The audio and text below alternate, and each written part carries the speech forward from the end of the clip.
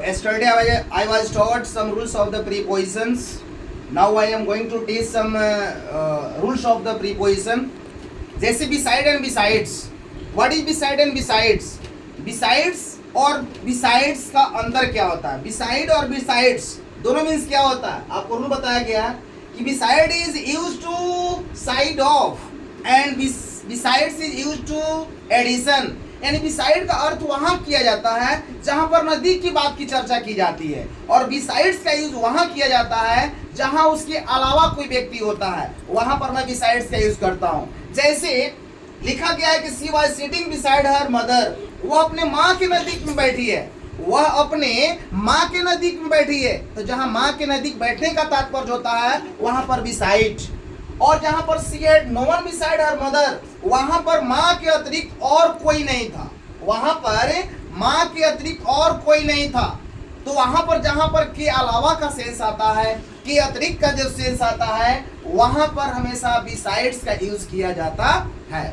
और मैं चलता हूं इन एंड इनटू।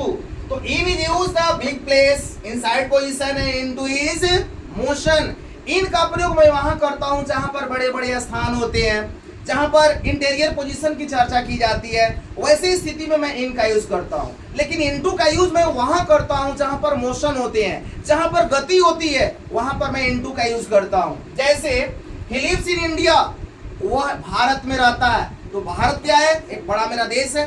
तो वहां पर मैं इन का प्रयोग किया। जैसे सी इज इन द रूम, वह कमरे में है। कमरे के अंदर में रहने का मतलब क्या होता है? वह कमरे के अंदर में है। जहां पर इंटीरियर पोजीशन की बात होती है वहां पर इन का प्रयोग किया जाता है। लेकिन यहां पर कहा गया कि the frog jump into the well, जो मेढक है कुएं में कूद गया। तो मेढक जो है कुएं में कूद गया, तो कूदने के साथ में क्या आया? गति आया, मोशन आया। तो जहां पर मोशन की चर्चा की जाएगी वहां पर इनटू प्रीपोजिशन का यूज किया जाता है। जहां पर बड़े बड़े स्थान और इंटीरियर पोजीशन की चर्चा की जाती है वहां पर आप इन प्रीपोजिशन का यूज करेंगे। जैसे ऑन और ओवर है।